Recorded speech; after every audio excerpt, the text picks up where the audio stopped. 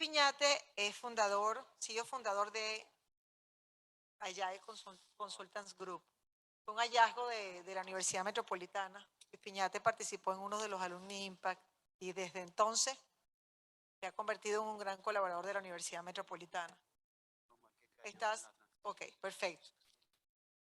Los van a acompañar y si quieren van subiendo los 4 caballeros que acompañan al escenario. Guillermo Bernet. Están todos poniéndose el micrófono, ¿vale?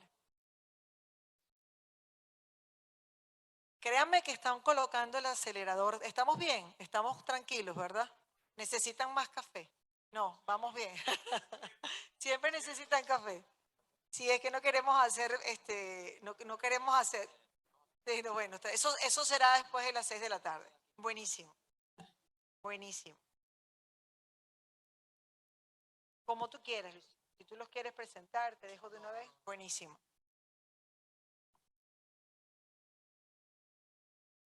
Guillermo Bernet, CEO y fundador de Candor Global, egresado de la Universidad Metropolitana como ingeniero civil. Carlos Iafagliola, Chief Financial Officer de Amerant, egresado de la Universidad Católica, Andrés Bello, en economía. Andrew Llanes, Chief Lending Officer en International Finance Bank. ¿Quién más me está faltando por ser presentado? Más nadie. Más nadie, ¿verdad? Bueno, tú no te presenté. No importa. Ok, perfecto. En tus manos. Gracias. Bienvenidos. Bueno, un placer para mí, de verdad, tener la oportunidad. Me siento privilegiado de poder compartir con ustedes este tema del día de hoy y con un panel como este. Para los que no me conocen, tengo 10 años de mi carrera. Mi experiencia básicamente fue mercadeo internacional. Logré trabajar en muchos países, muchas culturas, en compañías muy grandes, pero los últimos 10 años los he dedicado a trabajar con personas, uno a uno, dándole mentoría a ejecutivos en todo el mundo. Y esto me da un sentido tal vez un poco diferente de la operación diaria de las compañías y de todo este tema de compañías, y más un sentido personal de cómo el liderazgo y la comunicación ha venido evolucionando.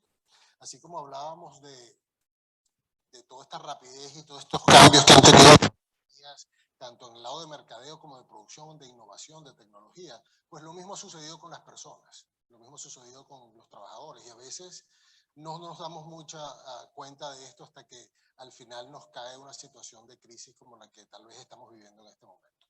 Yo preparé 3 láminas para mostrarlos y llevarlos a ustedes un poco al contexto actual de la situación de talento, de retención de talento. Si me ayudan, por favor, pasándome la primera lámina. La próxima. Esto es un estudio que hice por una compañía europea y aquí lo que les hago es un pequeño resumen de cómo hemos evolucionado en 3 años de una época súper disruptora en todo ámbito. Entonces pasamos del 2020 de una época de pandemia con 375,000 muertes en Estados Unidos, con un desempleo de 17% en el tercer trimestre, con 22 millones de trabajos perdidos, algo tipo, si lo comparamos con la gran recesión del 2007 al 2009, era mucho más del doble. De manera que el 2020 fue un año en que lo llamamos despidos masivos. Y luego del 2020 brincamos al 2021 con 47 millones de personas renunciando. Era la gran renuncia, cerca de 4,5 millones de personas todos los meses renunciaban a su trabajo. Rotaciones de cerca de 40%, cambios de prioridad. La gente empezó a darse cuenta de su fragilidad y entonces tenía más interés en perseguir un sueño, tal vez desarrollar un trabajo diferente, a permanecer trabajando 8 horas en un lugar determinado. Y las razones por las que se iban eran básicamente eso: estoy persiguiendo un sueño, quiero transicionar a un trabajo tal vez más desde mi casa, o tengo una mala relación con mi jefe, con la compañía. Y esto lo llamamos la gran renuncia en el 2021. Ahora, ¿qué pasa en el 2022? Si nosotros evaluamos cómo van las renuncias de enero a abril de este año, llevamos en 17,7 millones. Es decir, si nosotros anualizamos esto, va a ser 53 millones, mucho más que el año pasado. Las grandes compañías están sufriendo en este momento de la incertidumbre de tener que trabajar con muchas personas que no saben si el día de mañana se van a ir, si están activamente buscando trabajo, pero si tienes 40% de tu personal, de tu nómina, activamente moviéndose, esto trae una serie de consecuencias gigantescas sobre entrenamiento, sobre reclutamiento, sobre transferencia de información de una persona a otra, sobre motivación, por supuesto. Entonces, es un tema muy importante que cuando estábamos hablando de qué tema podíamos hablar para ustedes, pensé que este era tal vez un tema de actualidad importante, más de cara a qué es lo que tenemos que hacer para retener este talento. ¿Se me pasa la próxima lámina? Esto es un poco de estadística, ¿no? Estos 17 millones de los que hablaba, si pasamos a la próxima lámina, vemos que son básicamente el sector privado. Y si hacemos una distribución de este sector privado, encontramos que en casi todos los sectores estamos viendo la misma situación. Tanto mis clientes en Estados Unidos como clientes en Latinoamérica como clientes en Europa están sufriendo de la misma situación. Es decir, un porcentaje importante de su planilla de trabajo se está moviendo y hay un solo survey, una sola investigación de este año que marca un poco de cuáles son las razones por las que se van. Y son estas. Primero, no están satisfechos con el pago y con los beneficios, pero luego sienten que tienen limitadas oportunidades de crecer. Tercero, no se sienten respetados en el ambiente de trabajo. Y cuarto, están buscando un trabajo que sea más satisfactorio, algo que tenga más significado para ellos. ¿Y esto qué efecto tiene? Pues efectos directos sobre motivación, engagement, sobre transmisión de conocimiento y sobre el onboarding. El onboarding se refiere a cuánto tiempo se tarda una persona nueva en tomar control de la posición y de conocer la industria, la compañía, así como lo conocía el que se acaba de ir. Y en promedio esos son 2 años. Lo que quiere decir que me puedo traer a la persona que tenga muchísimos conocimientos para el cargo, pero le va a tomar por lo menos 1 año y medio o 2 años tomar control de la posición. Y eso es un costo que no necesariamente estamos revisando constantemente. Y luego, ¿qué consecuencias tiene? Bueno, que tengo un porcentaje significativo de la fuerza laboral que se está cambiando constantemente. Y por supuesto, dentro de este porcentaje, los que más nos preocupan son los high performers, los grandes, los que desempeñan cargos importantes, que su ausencia tiene un impacto directo sobre la compañía. La dificultad de reclutamiento. Ahora es muy difícil conseguir una persona con capacidad, con talento y con experiencia que esté dispuesta a irse contigo, a menos que le des una serie de condiciones dentro de las cuales el trabajo remoto es tal vez una de las principales. Luego, que estemos trabajando con personas, como decía antes, que no sabemos cuál es su tendencia, que no sabemos si están activamente con la intención de irse o quieren quedarse con nosotros. Y luego, el incremento del costo de entrenamiento. Entonces, con estas láminas lo que quería era ponerlos un poco en cuál es el panorama actual que están sufriendo las compañías y cómo nos estamos viendo afectados desde el punto de vista que no sabemos qué es lo que vamos a estar viendo en los próximos años. Pareciera que este año es un año crítico, mayor que el año pasado en términos de retención de talento y movilización de talento. Y me gustaría evaluar con los panelistas de hoy, primero, cuál es la situación en términos de rotación de personal, cómo se sienten, es esto algo que los ha estado afectando a ustedes durante este año, cómo lo ven tal vez comparado con el año pasado. ¿Quién quisiera comenzar? Guillermo, ¿nos hablas un poco de tu experiencia con este tema? Sí, perfecto. Primero, muchas gracias por la invitación y poder compartir este tema del cual lamentablemente es una tragedia para nosotros como firma pequeña, que es el personal. Casualmente, y no sé, no sé por qué, pero al final los tres del panel estamos en el sector financiero. Yo les puedo decir que en el sector financiero chequeé unas estadísticas y cuando le hicieron una entrevista a por lo menos en Estados Unidos, a los RIAs, que son los asesores independientes de inversión, y le dijeron cuál era la prioridad para este año, y el 34% dijo que era mantener talento. La segunda prioridad era traer clientes con el 29%. O sea, patético. Uno pensaría que lo primero era los nuevos clientes. Y la tercera, con un 12%, eran procesos y tecnología. O sea, que sí, nos dijeron antes que la tecnología es importante, pero aquellas empresas que estamos en el mundo de servicio, nuestra fábrica son las personas. Perfecto, Entonces sí es un problema importante. gracias. Sí. Carlos, desde el punto de vista de Amaranth, ¿cómo han visto esta situación de retención de talento? No sé si me oyes. Creo que no. Sí. Con esta ¿qué tal? ¿Cómo están? Buenas tardes. Básicamente la situación es bastante similar. Principalmente lo que yo he visto que ha sido un cambio bastante significativo en el proceso de aplicación a nuevos trabajos. Básicamente la facilidad o el periodo de pospandemia lo que ha traído como consecuencia es que de alguna manera la gente se desvincula de la cultura corporativa y hay que tomar acciones mucho más activas desde el punto de vista comunicacional para mantenerlos engaged en la cultura corporativa, crear espacios de comunicación constante. Y como por lo menos yo particularmente lo hago, es en dos diferentes ámbitos. Lo hago a nivel de departamentos específicos donde hago como un playing field para que todo el mundo pueda decir las cosas que no están funcionando bien. Y luego a nivel más global con diferentes departamentos para que permeen mensajes institucionales o información importante. Eso, por lo menos en mi grupo, ha ayudado bastante a que nos mantengamos cohesionados y de alguna manera el leakage de talento haya sido inferior. La gente se siente involucrada, se siente tomada en cuenta en las decisiones y eso ha ayudado bastante. Por el otro lado, tienes el fenómeno LinkedIn activamente posteando posiciones y facilitándole significativamente a las personas la posibilidad de aplicar a muchas posiciones y la capacidad de trabajar remoto. Recientemente perdimos una persona, va a trabajar para un banco en Boston, pero va a seguir viviendo en Miami. Recientemente yo comencé a hacer remote hiring. Tengo la primera persona de Internal Controls, que es un departamento que reporta en el área de finanzas. Ella va a trabajar desde Tennessee. Es el primer fully onboarded remote que nos va a reportar en nuestra estructura corporativa.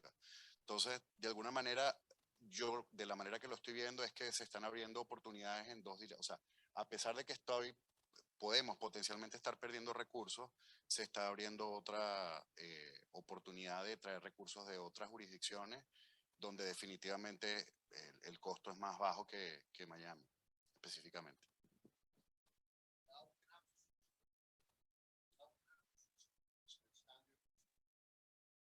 Yeah, no, disculpe, mi español es más o menos, pero thank you.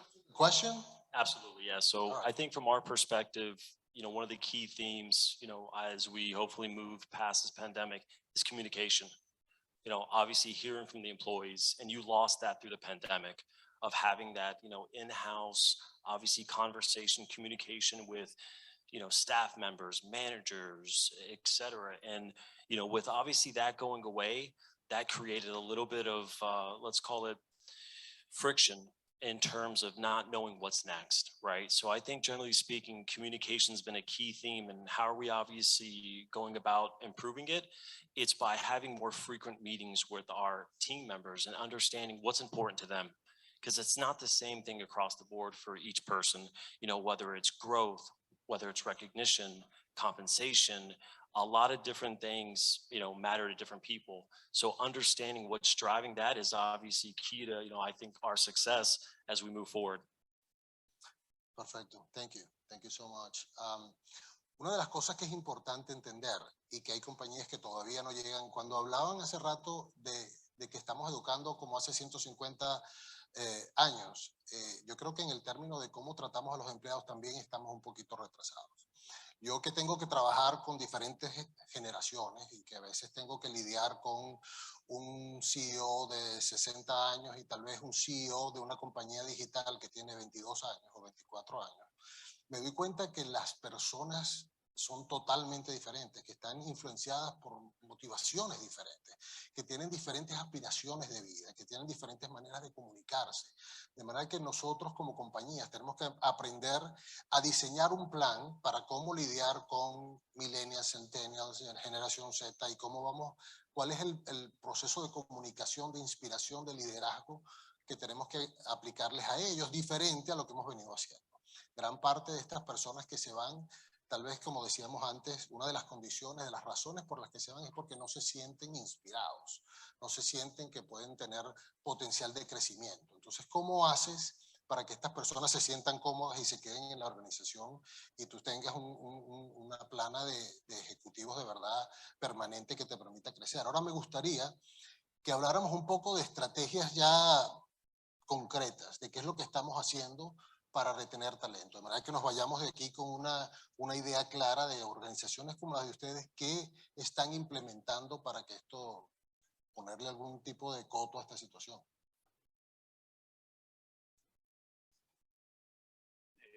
Ok, quiero dar un poquito de background de mi negocio, porque yo creo que es relevante con lo de la pandemia en tu explicación. Sí. Y antes de eso, darle las gracias a la universidad. Yo no sé si todavía lo tienen hoy en día, pero en el 86 yo fui uno de los primeros estudiantes que fue auspiciado por la doctora Acedo de Sucre a hacer las pasantías en Estados Unidos. Que fue bueno o malo en el sentido que más o menos me quedé en Estados Unidos después del doctor. No sé si, exacto, no sé si la tienen todavía ese programa de pasantía. Después me consintió y me ayudó el doctor Pulido, que veo a su hijo dándole las gracias formalmente. Hice mi MBA en Cornell. Pasé unos añitos hice mi carrera en el sector financiero en Estados Unidos y nunca regresé. Me quedé por acá. 9 años en Chase, 10 años en otro grupo Compass y 10 años en Henkel. Se me ocurre la mágica idea de montar mi negocio en el 2019. Ok, tomo la decisión en febrero del 2020, hablando de eso, perfect timing, y lanzo, viene el 15 de marzo, físicamente saco las cajitas porque yo sabía que no regresaba a mi antigua sociedad y empiezo a montar el negocio en pandemia. Afortunadamente, unos años anteriores, yo, por la dificultad de conseguir empleados en Miami, que siempre es un reto cuando eres una firma pequeña, había montado una operación en Colombia porque tenía una super ex empleada maravillosa y me di cuenta que podía seguir consiguiendo gente buena allá. Bueno, el total es que viene la pandemia y cuando estuve listo, bueno, disolví mi sociedad. El seguimiento de los clientes fue fácil. Lo que nunca pensé que iba a ser difícil fue por los empleados. Porque vamos a entender, somos 15 personas y los 15 tenían que renunciar durante pandemia a montar un nuevo negocio. Y funcionó. La verdad es que estoy muy orgulloso, hicieron el seguimiento y funcionó. Respondiendo a tu pregunta y con ese background, perdón por el largo cuento, ¿qué es lo que he hecho yo en este momento?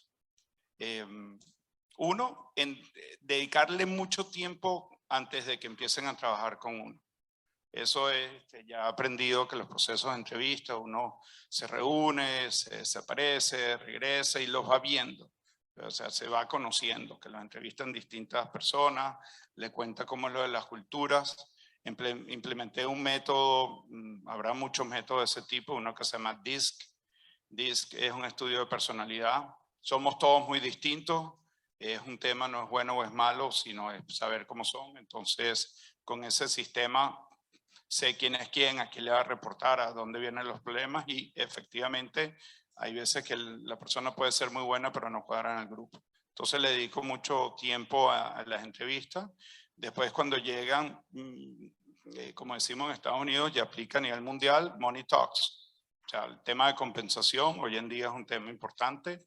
No estamos hablando de botar la plata y más cuando, cuando no la hay, sino hay que ser competitivo. Porque puede ser que uno inicialmente se los traiga, pero después eso no sigue. Ese es un segundo tema importante. Otro tema que estamos haciendo mucho es Bueno, flexibilidad, no hay que ser un genio para pensar en esto. Trabajan en la oficina, no en la oficina. Nosotros al final tenemos un método híbrido. Eso de full time, all the time, no nos funciona a nosotros. Tenemos que estar juntos, aun cuando estábamos entre Madrid, Miami y Bogotá, pero sí seguimos yendo a la oficina. Le dedicamos mucho tiempo a la cultura. La semana pasada fuimos todos y nos reunimos. Lo que decían sobre todo los jóvenes que estaban impresionados con una firma pequeña, le dedicara tanto tiempo a la cultura, entender qué es lo que queremos, cuál es el propósito de la firma, etcétera, porque no están acostumbrados. Y de último, consentirlo, ¿ok? Porque ese es el tema, que si tienes un COVID, mira, toma unos chocolaticos, tienes esto, o sea, es difícil mantener el talento, pero siendo una industria de servicios, tenemos que tener a la mejor persona. Gracias, Guillermo. Yo creo que uno de los puntos, particularmente en nuestro caso, es mantenerse bien proactivo con las compensaciones. Ha habido casos en los cuales cuando tú pides información a recursos humanos para un análisis de compensación y tratar de entender cómo está el mercado en términos relativos, el feedback está desactualizado. El año pasado tuvimos casi 8% de inflación y en muchos casos las estadísticas o las bases de datos que compra recursos humanos para entender cómo están compensados relativamente los individuos están desactualizadas. Entonces el mejor feedback es abrir el canal de comunicación. No te puedes de alguna manera sesgar, tienes que hacer open ears, open eyes. Es lo que yo le digo siempre a mis direct reports para que entiendan qué está detrás de los open positions y de qué es lo que potencialmente pueden estar haciendo nuestros empleados críticos. Estrategias de retención de empleados clave, la gente que te va a mover los proyectos, la gente que le puedes asignar un load de trabajo grande y lo va a sacar adelante, es importante. Planes de compensación variable. Nosotros tenemos long-term incentive plans basados en las acciones de la compañía. Hay ciertos top performers que son awarded con estas acciones y son vested sobre un periodo de 3 años. Entonces, bueno, algunas personas se hacen elegibles para ese plan y es una manera de retenerlos y los haces partícipes del éxito prospectivo de la compañía. Eso ha sido fundamental y principalmente para la gente que tiene muchos años en la compañía lo aprecian de manera significativa y los mantiene motivados. Están pendientes del precio de la acción, están pendientes de su participación relativa en la compañía y ha sido un círculo virtuoso en nuestro caso para la gente que lo valora. Y comunicación y más comunicación. Crear los canales, crear los espacios, tráiganlos al headquarter, tráiganlos a las oficinas para que compartan tiempo juntos, un almuerzo, open dialogue entre todos, qué les está molestando, qué está pasando, cuál es el chisme. Corten el chisme, vayan al source, vamos a clarificarlo, no creen leyendas urbanas, es lo que yo siempre le digo a todo el mundo, no creen una matriz de opinión ni empiecen a circular una bola de nieve de manera innecesaria, porque muchas veces no tiene sentido. Y cuando los pongo en el contexto correcto, contextualizar a la gente es muy importante. Cuando tú lo pones en el contexto correcto y le explicas lo que la compañía está haciendo y por qué lo está haciendo, la gente se queda desarmada. Y mucha gente argumenta, quiero aplicar porque veo muchos cambios viniendo, quiero aplicar otra posición afuera. Y yo siempre le digo, bueno, the grass is not always greener on the other side. Tienes muchas ocasiones que tú no quieres embrace los cambios de tu compañía, pero quieres irte a una compañía que tú no conoces. Entonces, eso para mí, de alguna manera, es inconsistente. O sea, si estás dispuesto a cambiar, ¿por qué no cambias con una compañía que ha sido tu casa por tantos años? Te estás yendo a una compañía que tú no tienes ni siquiera idea cómo es la cultura y cómo te van a tratar y cómo te va a ir. Y la gente se desarma cuando le pones esos argumentos enfrente. Entonces un poco hay que trabajar y convertirse un poco en el terapista de las personas que están un poco desatisfechas con los ambientes laborales. Thank you. Andrew, actual strategies that you're implementing to retain talent. So I think Carlos and Guillermo touched on a lot of them, right? How can I be recognized for my hard work, right? What's my growth trajectory within the firm? And of course, compensation, right? Obviously, both aligning short, medium, and long term. I think that one of the perceptions is always very short term in nature. Hey, annual salary with maybe a little kicker there shortly thereafter year end. How do we think about more medium and long term, right? And how do we get creative to align the interests both from the top shareholder down to management and of course the staff? So I think that's what we're really focused on as an institution. And I would say the second takeaway is thinking about the future. We spend a lot of time as a bank thinking about what's next. You're seeing fintech, you're seeing so much technology integrate into finance and banking. You know, how do we stay ahead of the curve? So that's really with people and obviously the youth. So we've developed an internship program where we've had a lot of success finding young talent, partnering with universities such as this one and retaining obviously through different milestones. Hey, spend 2 years as an analyst, then go to associate, then VP, then obviously a director. So having that structure and that clear path for growth, it obviously gives you a sense of, okay, hey, I know what I need to do to achieve certain things rather than obviously just walking in open field and really not knowing where you're going. So I would say the internship program has been a key staple of our success in terms of really identifying young talent. Great, great. ¿Cómo estamos de tiempo?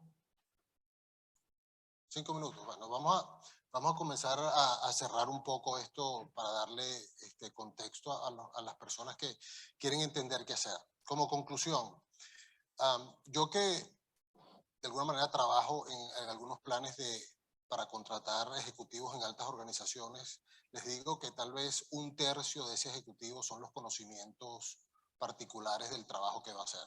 Lo que estamos buscando es que los otros 2/3 de él sean inteligencia emocional y sean adaptabilidad. Que sea alguien que no solamente conozca de finanzas, pero que también sepa manejar sus emociones, que sepa desarrollar empatía con la gente, que los pueda motivar y que al mismo tiempo se sepa adaptar a todos estos cambios. Ya vimos que tenemos 3 años de locura de diferentes elementos disruptores. Bueno, ¿qué es lo que va a pasar el año que viene y cómo me adapto? Entonces estamos buscando ejecutivos que tengan esas características. Segundo, como decía Carlos, evidentemente el tema de compensación.